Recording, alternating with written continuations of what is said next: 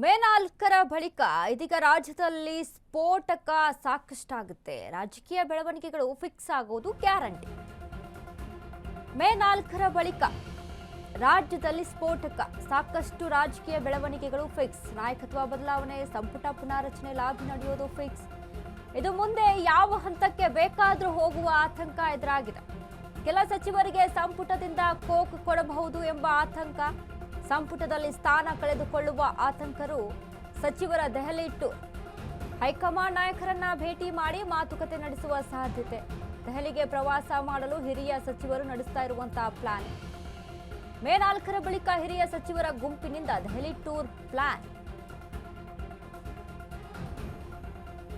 ಮೇ 4ರ ಬಳಿಕ ರಾಜ್ಯದಲ್ಲಿ ಸ್ಫೋಟಕ.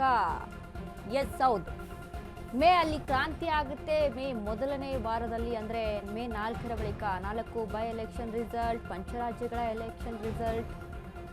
ಸೊ ಇದಾದ ಮೇಲೆ ಡಿ ಕೆ ಶಿವಕುಮಾರ್ ಅವರು ಒಂದು ಡೆಡ್ಲೈನ್ ಕೊಟ್ಟಿದ್ದಾರೆ. ಮೇ 15ಕ್ಕೆ ಡಿ ಕೆ ಶಿವಕುಮಾರ್ ಅವರ ಬರ್ತಡೇ. ಮೇ 9ಕ್ಕೆ ಒಂದು ಕಡೆ ಬಿಜೆಪಿ ಸಮಾವೇಶ, ಮತ್ತೊಂದು ಕಡೆ ಹುಬ್ಬಳ್ಳಿಯಲ್ಲಿ ಸಮಾವೇಶ ನಡೆಸಬೇಕು ಅಂತ ಮತ್ತೊಂದು ಕಡೆ ಚರ್ಚೆ ನಡೀತಾ ಇದೆ. ಅಹಿಂದ ಸಮಾವೇಶ, ಸಂಪುಟ ಪುನಾರಚನೆ ವಿಚಾರಕ್ಕೆ ಸಂಬಂಧಪಟ್ಟಂತೆ ಬ್ಯಾಕ್ ಟು ಬ್ಯಾಕ್ ದೆಹಲಿಗೆ ತೆರಳಿ ಹೈಕಮಾಂಡ್ನ ಭೇಟಿ ಮಾಡ್ತಾ ಇದ್ದಾರೆ.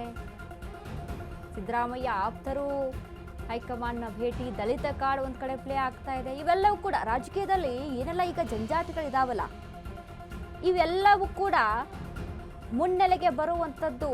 ಈಗ ಒಂದು ರೀತಿಯಾಗಿ ಒಳಗೆ ಆಂತರಿಕವಾಗಿ ಅದ್ರ ಜೊತೆಗೆ ಹೈಕಮಾಂಡ್ ಜೊತೆ ಚರ್ಚೆಗಳು ನಡೀತಾ ಇದೆ. ಒಂದು ಕಡೆ ಡಿ ಕೆ ಶಿವಕುಮಾರ್ ಸಹಿತ ಈಗ ಕೂಲ್ ಆಗಿದ್ದೀನಿ ಅನ್ನುವಂಥ ರೀತಿಯಲ್ಲಿ ತೋರಿಸ್ಕೊಳ್ತಾ ಇದ್ದಾರೆ.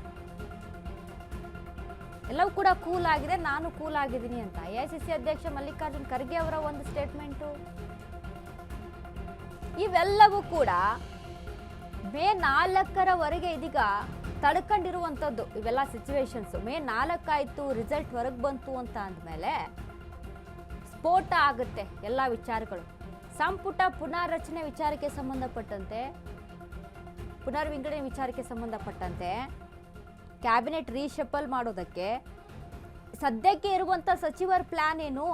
ರೀಶಫಲ್ ಆಯಿತು ಅಂತ ಅಂದಾಗ ನಮ್ಮ ಸ್ಥಾನಗಳಿರಲ್ಲ, ನಮ್ಮ ಕುರ್ಚಿಗಳಿರಲ್ಲ, ನಾವು ಬೇರೆಯವ್ರಿಗೆ ಕುರ್ಚಿ ಬಿಟ್ಕೊಡ್ಬೇಕಾಗುತ್ತೆ ಅನ್ನುವಂಥದ್ದು. ಹಿರಿಯ ಶಾಸಕರೆಲ್ಲ ಪಟ್ಟು ಹಿಡಿದಿದ್ದಾರೆ, ನಮ್ಗೆ ಅವಕಾಶ ಮಾಡಿಕೊಡಿ, ನಾವು ಇಷ್ಟು ವರ್ಷದಿಂದ ಪಕ್ಷದಲ್ಲಿದ್ದೀವಿ, ದುಡ್ದಿದ್ದೀವಿ, ಇದಕ್ಕೆ ನಮ್ಗೆ ಲಾಭ ಬೇಕಲ್ವಾ, ನಮಗೆ ಸಚಿವ ಸ್ಥಾನವನ್ನು ಕೊಡಿ ಅಂತ ಕೇಳ್ತಿದ್ದಾರೆ.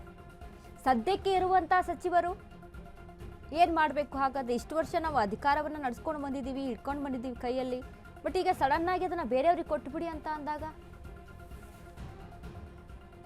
ಆಗಲ್ಲ. ಸೊ ಅದಕ್ಕೋಸ್ಕರ ಅವರು ಸಹಿತ ಹೈಕಮಾಂಡ್ನ ಭೇಟಿ ಮಾಡುವಂಥದ್ದು.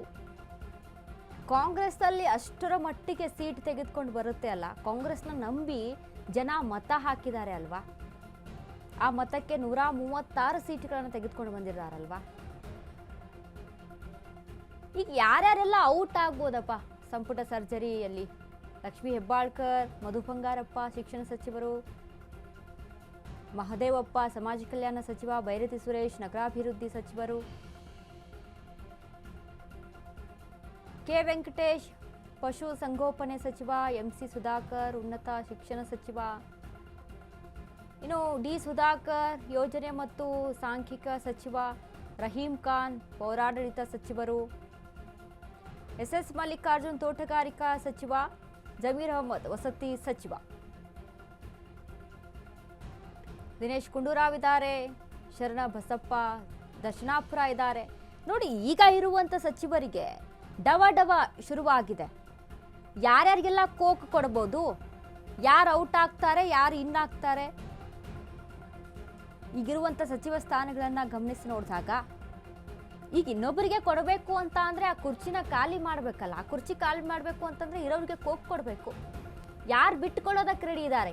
ಈಗಾಗಲೇ ಏನು ಕಳೆದ ಬಾರಿ ನಾವು ಗಮನಿಸಿದ್ವಿ, 20ಕ್ಕೂ ಹೆಚ್ಚು ಶಾಸಕರು ಹೋಗಿ ಹೈಕಮಾಂಡ್ನ ಭೇಟಿ ಮಾಡ್ತಾರೆ. ನಾವು ಎಲ್ರಿಗೂ ಕೊಡಿ ಅಂತ ಕೇಳಲ್ಲ, ಕೆಲವರಿಗೆ ಕೊಡಿ ಅಂತ ಹೇಳ್ತಾರೆ. ಕೆಲವರು ಅಂತಂದರೆ ಯಾರಿಗೆ ಕೊಡ್ಬೋದು ಕೆಲವರು ಅಂತ ಅಂದರೆ? ಇದು ಈ ರೀತಿಯಾಗಿ ಚರ್ಚೆ ನಡೀತಾ ಇದೆ. ಒಂದು ಕಡೆ ಸಂಪುಟ ಪುನರ್ರಚನೆ ವಿಚಾರಕ್ಕೆ ನಾವು ಮಾತನಾಡೋದಾದ್ರೆ ಎಲ್ಲರೂ ಕೂಡ ಗೊಂದಲ. ಬಿಟ್ಟು ಕೊಡಬೇಕಲ್ಲಪ್ಪ ಅನ್ನುವಂಥ ಯೋಚನೆಗಳು. ಹೀಗಾಗಿ ಇವೆಲ್ಲವೂ ಕೂಡ ಮುನ್ನೆಲೆಗೆ ಇರುವಂಥದ್ದು. ಅದರ ಜೊತೆಗೆ CM ಕುರ್ಚಿ ಜಟಾಪಟಿ ಹೇಗೆ ನಡೀತಾ ಇದೆ ಅಲ್ವಾ, ಅದೇ ರೀತಿ ಅವ್ರವ್ರ ಕುರ್ಚಿಯನ್ನ ಅವ್ರು ಉಳಿಸ್ಕೊಳ್ಬೇಕು ಅಂತ ಅಂದರೆ ಈ ರೀತಿಯಾಗಿ ಕಸರತ್ತನ್ನು ಮಾಡ್ತಾ ಇದ್ದಾರೆ.